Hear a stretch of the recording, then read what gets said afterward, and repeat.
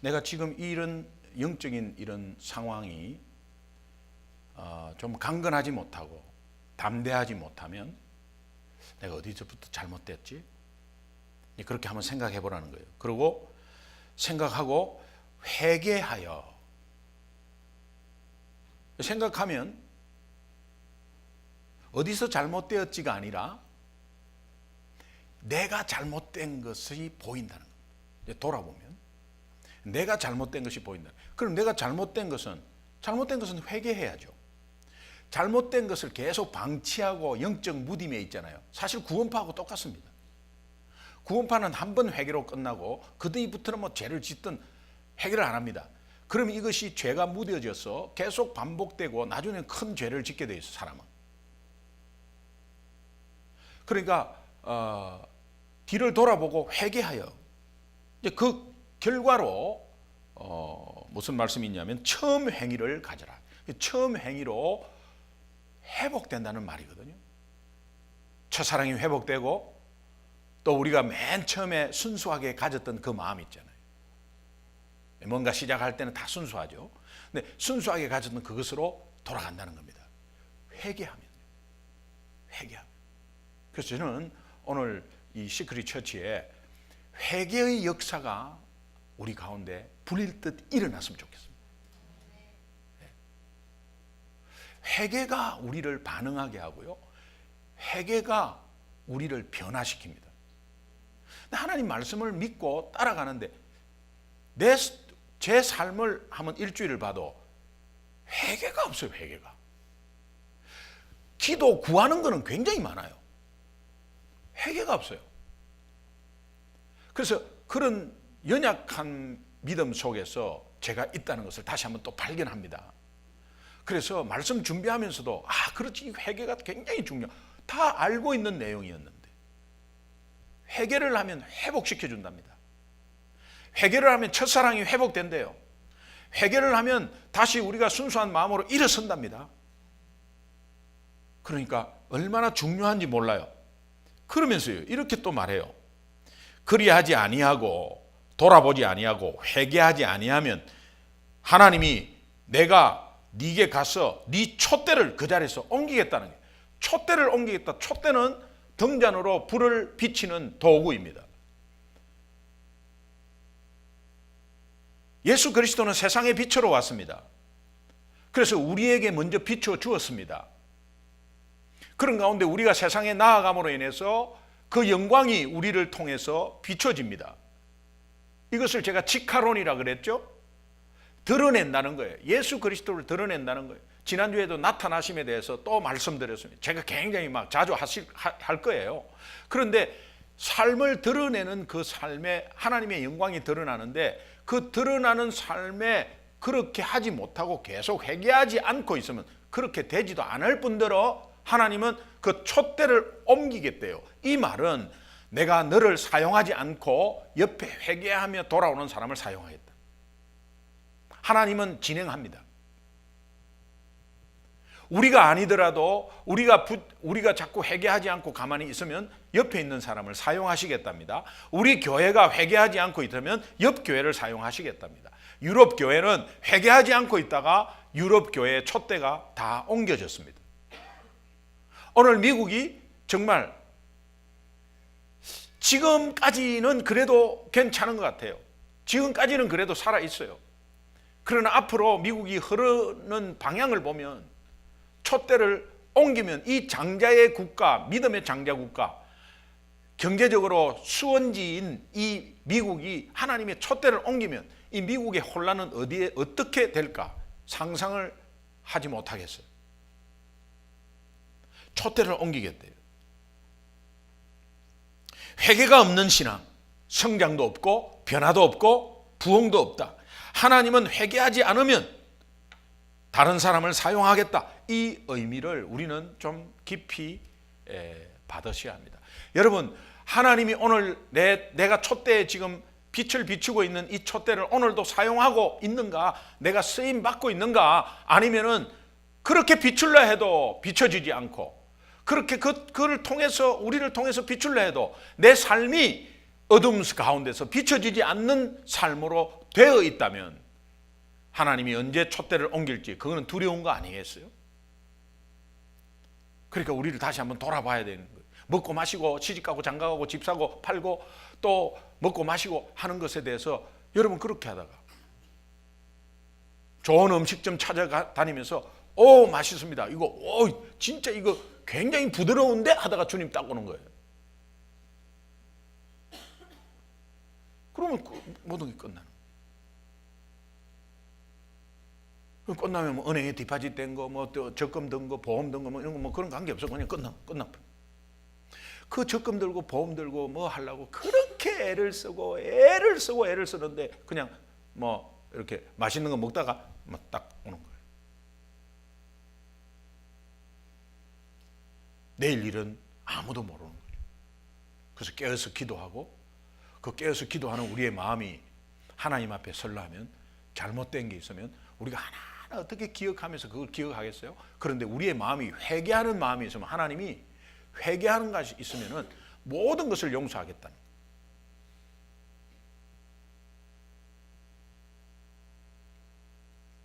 하나님께서 촛대를 옮기실 만큼 타락하고 피폐한 신앙은 그럼 어떤 신앙이냐? 내가 만약에 그 정도의 하나님이 촛대를 옮길 만큼 그러면 갈 때까지 간 신앙이냐? 어떤 신앙이냐? 여러분 막 그냥 개판 치고 정말 교회도 안 나오고 한참 뭐 하고 그 다음에 뭐 나쁜 짓 막 하면서 돌아다니고 막 이런 것이 그냥 촛대를 옮기는 것이냐? 하나님이 촛대 옮기는 그런 모습의 신앙은 어떤 모습인가? 여러분 궁금하지 않으세요? 여기에 우리의 나태함이 있어요. 하나님이 촛대를 옮긴다는 그 신앙은요, 타락과 피폐한 신앙인데, 타락과 피폐한 신앙이 어떤 신앙이냐? 딱 두 가지입니다. 하나님이 가장 싫어하는 거예요, 그게. 가장 싫어하는 것으로 계속 빠져들면 그것이 타락하고 피폐한 거래요. 그런데 가장 싫어하는 게 뭐냐? 죄인데 가장 싫어하는 게 그 죄의 원천이 뭡니까? 불순종과 우상숭배는. 여러분 지금 현재 상황에서 불순종하고 우상숭배하는 게 피폐하고 촛대 옮길 수 있는 그런 위험에 빠져 있다는 거예요. 여러분의 신앙이 어떻습니까? 한번 돌아보십시오.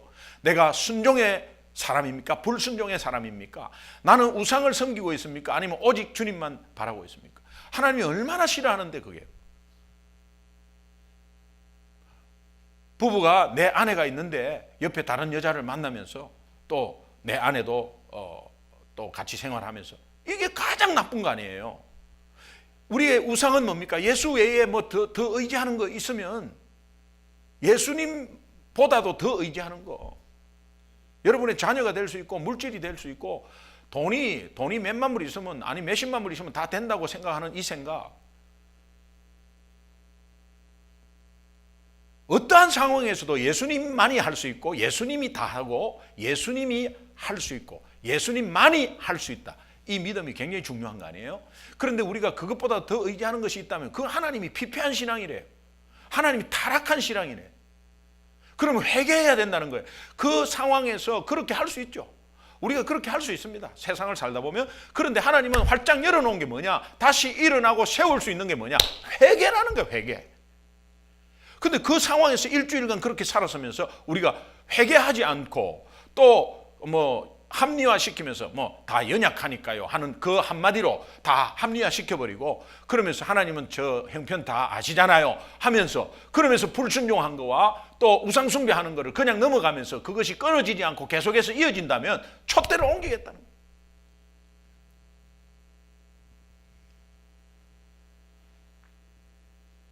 에베소서 5장 18절에 보면 술 취하지 말라. 이는 방탕한 것이니 오직 성령으로 충만함을 받으라.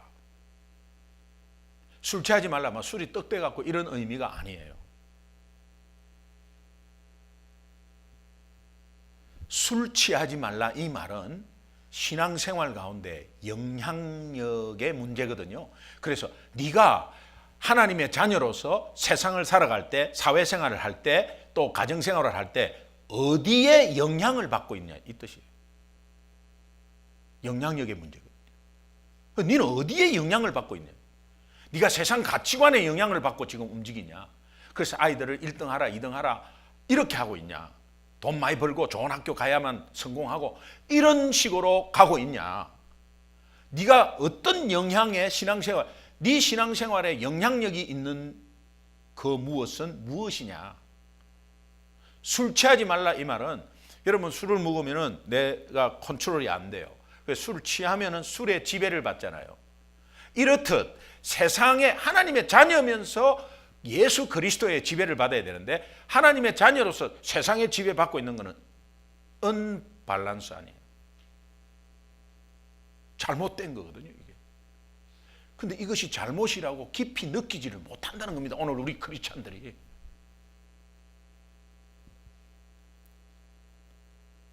우리가 내 행위의 잘못에 대한 회개, 행위에 대한 잘못에 대한 회개 이런 것도 사실은 필요합니다. 하나님이 진정코 원하는 회개는 그 본질적인 회개는 뭐냐?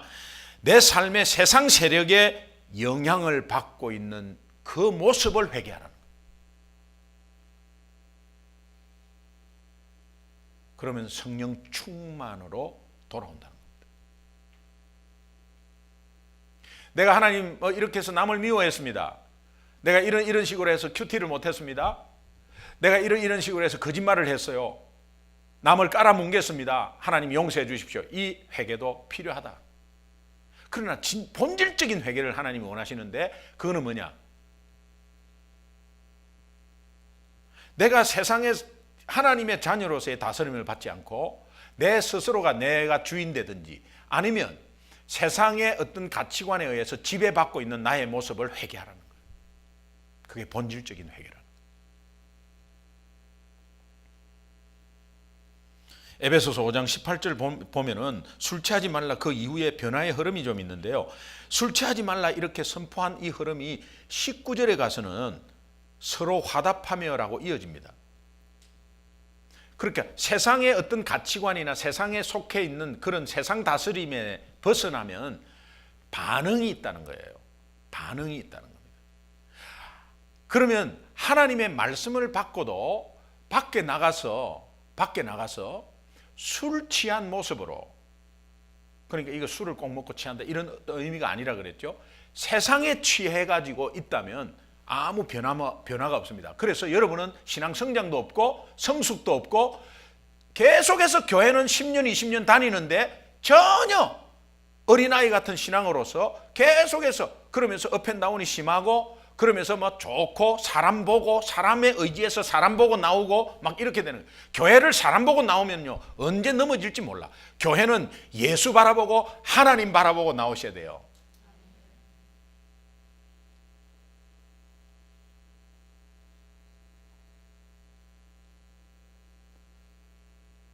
근데 그 신앙이 사람 보고 나오면은 벌써 이렇게 차이가 막 나기 시작하는 거예요. 막 넘어지기 시작하고 그래요.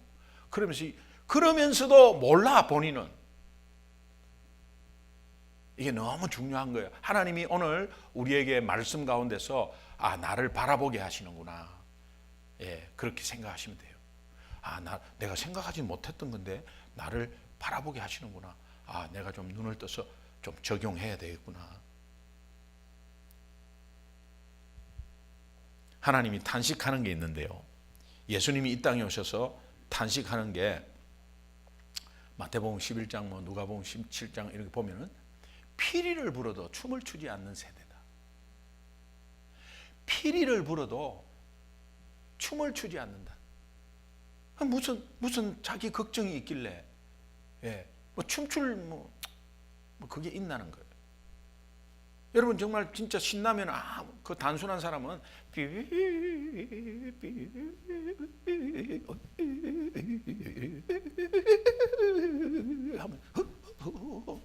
이렇게 춤을 추게 되는데 사람은. 근데 쿵짝쿵짝 하면요 그냥 가만히 이 반응을 하지 않는 세대. 말씀이 아무리 선포되고 막 하나님이 정말 주의 종을 통해서도 막 그렇게 당부하고 말씀 선포되고 몰라 뭐 그랬는지 또 지나가 버려. 예수님이 그렇게 탄식하고 있는 거거든요. 이게 뭐냐? 술 취하지 말라 하면서 연결되는 게 서로 화답하며 주의 종이 목사님이 단상에서 이렇게 던진 말씀은 화답하면서 적용해서 승리하고, 이게 얼마나 좋아요. 근데 그렇게 안 된다는 겁니다 지금. 근데 그 안 되는 모습을 모르고 한 주간 보내고 또 온다는 거예요. 근데 그 모습을 보면서 회개하는 게 굉장히 중요해요. 회개. 안 된 부분은 이해한다. 오케이, 나 인정한다. 그러나 회개를 안 하고 있다는 거예요. 본인의 모습이 안 보이는 거죠. 여러분, 오늘 우리가 화답하지 않고 영적 무디임에 혹시 있다면 말씀 가운데 그 말씀이 내 말씀으로 받고 삶에 나아가서 조금이라도 적용할 때 그것은 화답한다고 하는 거거든요. 그러면 내 삶이 변화되어요. 반응하는 신앙, 변화되는 신앙, 자각하는 신앙, 피리 불 때, 주님이 피리를 불 때 춤을 추는 신앙, 그런 신앙 되기를 주님의 이름으로 축원합니다. 오늘 본문에 사무엘상 24장 다윗이 엔게디 동굴에서 이제 사울과 만납니다. 엔게디 동굴에 딱 숨어 있는데 사울이 뒤를 보러 들어온 거예요. 그 소굴에 들어온 거죠. 그럼 바로 죽일 수 있거든요. 왜? 지금까지 사울은 다윗을 죽이려고 3,000명의 군사를 거느리고 지 잡듯이 그냥 그렇게 찾고 다녔거든요. 얼마나 괴로웠겠어요. 그런데 지금 스스로 혼자서 동굴에 들어온 거예요. 자존심이 있는지 부하도 안 데리고 왔어요. 또 어떻게 부하를 데리고 뒤를 보는데 부하를 어떻게 데리고 오겠어요. 옛날에 우리 누님은 뒤를 보러 가면 촛불 들고 내가 지키고 서 있을 때 앞에서. 그럼 뒤에서 이런 소리가 나요. 무敵또 떨어졌구나. 그렇게만 생각하고 있었죠. 그래도 미안한 줄 모르고 동생이니까 매 데리고 갔어요. 근데 사울은 왕이잖아요. 채통이 있잖아요. 그러니까 혼자 들어왔는데 꽉 이스라엘 다윗 군사들이 진치고 있는데 딱 들어온 거예요. 캄캄한데, 여러분 캄캄한데 오래 있으면 다 보이지만 처음에 들어와 보면 아무것도 안 보이는 거죠. 그래서 거기에서 뒤를 보고 있는 거예요. 그런데 그때 다윗의 부하들이 다윗에게 말합니다. 사무엘상 24장 4절 한번 보실래요? 4절. 한번 4절 보실래요? 오늘 같이 한번 읽어봐요. 4절 시작. 다윗의 사람들이 이르되 보소서, 여호와께서 당신에게 이르시기를 내가 원수를 네 손에 넘기리니 내 생각에 좋은 대로 그에게 행하라 하시더니 이것이 그날이다 하니 곧까지 다윗의 부하들이 지금 사울이 들어왔습니다. 죽일 때입니다. 왜? 하나님이 그렇게 하라고 하셨습니다. 우리 예수 믿는 사람의 맹점이 뭐냐니까요. 그 맹점이 하나가 있는데, 그 맹점이 이런 아전인수격으로, 이 좀 어려운 말입니까? 아전인수. 나 아자에 밭전자에 끌인자에 물수자. 아전인수라면 내 눈에만 물을 내 눈에만 하면 자꾸 되는 거예요. 내 눈에만 자꾸 물을 대는 거예요. 다른 사람 모르겠어. 내 눈에만. 그러니까 이게 뭐냐니까, 이 부하들이 자기가 하고 싶은 마음이 있는데 사울을 죽이는 마음이 부하들이 다 있는 거예요. 사울 저거는 죽여야 된다 이거야. 우리를 괴롭히니까 사울 저거는 죽어야 되는 거야. 죽어야 되는데 하나님 말씀을 거기에 탁 붙여버리는 거예요. 여러분 그런 거 없어요? 여러분이 하고 싶은 거에 막 하고 싶은 거 꼭 하고 싶어. 근데 그거 하나님이 하라 했다 이거야. 그리고 어떤 말씀을 딱 붙여 거기에. 그런 경우가 있지 않습니까? 그죠? 화답을 해야 돼. 우리가 살다 보면 그런 경우가 있어요. 그래서 내 편리한 대로 말씀을 해석하고요. 그러니까 이제 이 부하들도 그렇게 한 것 같아요. 하나님이 그렇게 하라고 했다, 죽이라고 했다. 다윗의 부하들이 자기들이 죽이고 싶은 사람은 사울이었어요. 그래서 하나님 죽이라고 했다고 딱 하나님 말씀을 어디서 딱 가져와갖고 딱 이렇게 붙입니다. 그때 이 다윗이 이 말에 어떻게 반응하는 거예요? 다윗은 하나님의 말씀을 가지고 있었는데 그 하나님 말씀이 기름 부은 자에게는 손대지 마라. 그 중심이 딱 있었어요. 그러니까 사무엘상 24장 4절 하반부 맨 마지막에 보면 다윗이 일어나서 사울의 겉옷 자락을 가만히 베니라. 그러니까 다윗이 일어날 때는 신하들이 아이고 이제 저 사울 죽었다 이제 다윗이 이제 콱 칼로 찌르는구나. 골리앗 할 때 그때 그 기백이 나와서 찌르는구나. 살짝 얼마나 배가 아프고 뒤를 봤으면 그 살짝 하는 것도 몰라 그냥 하고 있는데 뒤에서 싹 옷만 베어왔어. 그런데 사무엘상 24장 5절에 보니까 그러한 후에 그 옷을 벤 후에 사울의 옷자락을 뱀으로 말미암아 그냥 가만히 있으면 되는데 그것도 뱀으로 말미암아 이 다윗의 마음에 찔려라는 말이 있어요. 손도 대지 말라고 기름 부은 자에게는 손도 대지 말라고 그렇게 했는데 옷자락을 이렇게 싹 비웃 이마저도 다윗은 마음에 찔린 거예요. 그 마음에 찔렸다는 그 의미가 뭐냐? 하나님의 음성이 하나님이 다윗의 마음을 터치한 겁니다. 너 그거 아니라고 그랬잖아. 이렇게 옷을 베는 것조차도 아니라고 그랬잖아 라는 게 탁 마음에 찔렸습니다. 여러분 이 찔려를 이 원어로 보니까 낙하예요. 낙하 보니까 때리다. 하나님이 다윗의 마음을 탁 때린 거죠.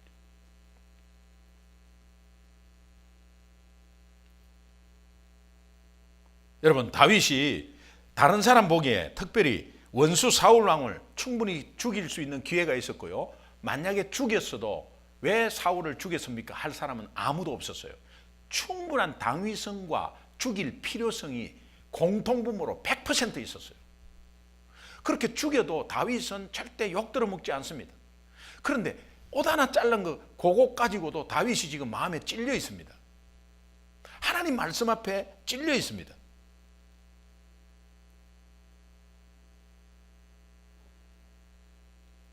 하나님의 메시지에 하나님의 말씀에 다윗이 화답한 거죠. 반응한 거죠. 낙하라는 이 단어가 다윗과 관련해서 한 번 더 나오는데요. 한 번 더 나오는데 여러분 성경 한번 찾아봤으면 좋겠어요. 사무엘하 24장 사무엘하입니다. 이제 사무엘하 24장 10절 한번 찾아보세요.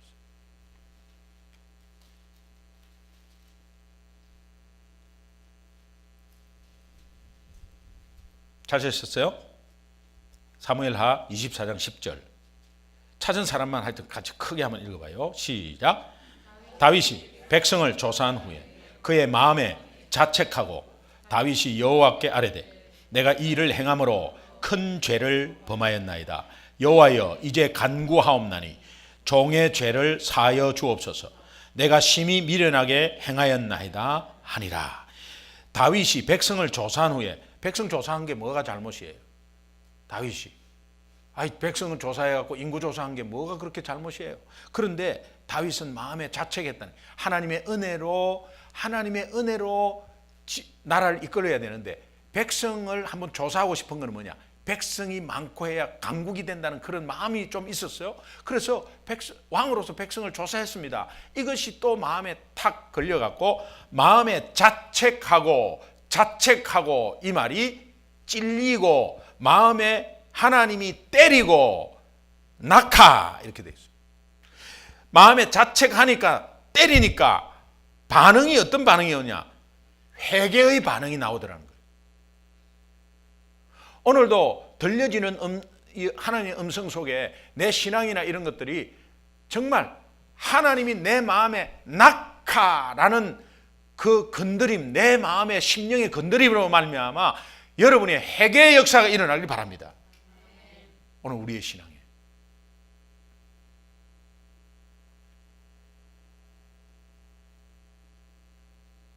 사무엘하 22장 30절에 보니까 이런 말이 있어요. 내가 주를 의지하고 적진으로 달리며 내 하나님을 의지하고 성벽을 뛰어넘나이다.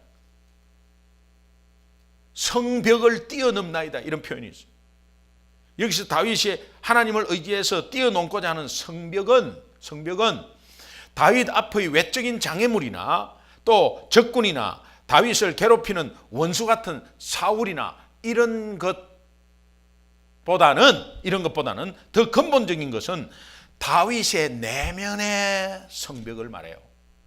다윗의 유혹받는 것들, 또 다윗의 어떤 교만들, 다윗 속에 있는 게으름들, 또 다윗이 거기에 정말 하나님 앞에서 부족한 자기의 모습 가운데 내면적인 영적인 부족함이나 이런 것들을 정말 그 성벽을 뛰어넘기를 원한다는 거예요. 오늘 우리의 삶 가운데서 어려운 문제가 있어요. 병마가 있어요. 또 여러분의 삶의 가운데 나가면 크고 작은 문제들이 얼마나 많아요. 우리 청년들은 앞으로의 진로의 문제도 있어요. 앞으로의 미래에 당장 다가올 미래의 문제도 염려가 있어요. 또 오늘 우리 미국에 사는 사람은 스테이터스의 문제도 있어요.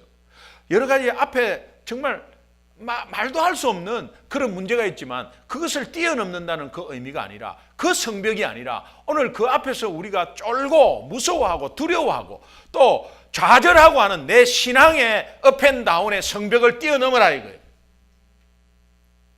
그것을 다윗이 말하고 있습니다. 그 뛰어넘는 것에 어디서 열쇠가 풀리느냐? 회개하면 풀린다는 거예요. 회개하면.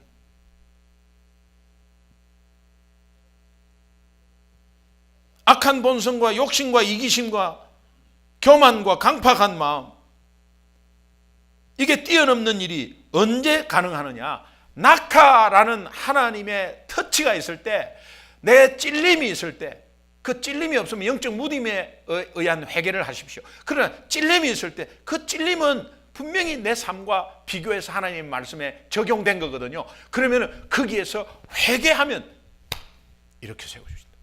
뛰어넘게 해주신다. 믿으시면 아멘. 오늘 여러분, 오늘 이 시간 함께 제가 말씀을 전했습니다. 그 전한 것은 회개하지 않으면 촛대를 옮기겠다. 이 촛대를 옮기겠다는 것이 이거 뭐 엉망진창으로 돼갖고 몇 대까지 그래야 뭐 이제 촛대를 옮기는구나. 그게 아니고 하나님이 가장 미워하는 거는 불순종, 우상숭배. 이게 우리 문제 아니에요. 지금 오늘 우리의 문제 아니에요. 여러분, 이것이요 등한시하지 마시고 소홀히 하지 마세요. 이제 이런 가운데서 내가 영적인 찔림이 온단 말이에요. 그것은 하나님의 낙하가 임한 거예요. 그럼 그 찔림 속에 회개하면 뛰어넘고 일으켜 세워주고 첫 번째로 돌아가게 하고 하나님이 엄청난 역사가 일어난다. 오늘 주여, 내가 회개의 영이 없으면 회개의 영을 불러 일으켜 주시고 성령으로 말미암아 회개케 하는 역사가 있게 하여 주옵소서. 그 회개의 내용을 하나하나 따지면서 곰곰이 지내면서 하나님 앞에 회개하는 귀한 은혜가 오늘 이 시간에 임하게 하여 주시옵소서. 불순종했습니다. 우상숭배했습니다. 예수님보다 더 소중한 것, 예수님보다 더 의지한 것이 있었습니다. 양다리 걸치고 있었습니다. 정말 주의 종을 통해서 몇 번이고 똑같이 나아가는 하나님의 말씀에 그냥 불순종했습니다. 움직이지 않고 반응하지 않고 화답하지 않았습니다. 주님이 부는 피리에 춤을 추지 않았습니다. 하나님 용서해 주시옵소서. 그런 것들을 한번 여러분의 삶에 대입을 해서 적용해서 어떤 것이 회개할 것인가를 다시 한번 생각하면서 오늘 이 시간 합심해서 한번 회개하는 마음으로 기도했으면 좋겠어요. 우리 함께 기도하겠습니다. 하나님 아버지, 우리의 마음속에 하나님이 가장 싫어하는 죄, 불순종, 우상숭배, 그러나 그 속에 낙하의 찔림이 있다면 하나님께서 특별히 회개의 영을 불러일으켜 주시고 외적인 장애물보다도 더 근본적인 것은 내면의 장애, 욕심, 악한 본성, 이기심, 게으름, 그것을 합리화시킨 우리의 마음, 강팍한 마음 하나님께서 용서해 주시옵소서. 우리 주여 한번 크게 부르고 합심해서 한번 기도하겠습니다. 주여 한번 부르겠습니다.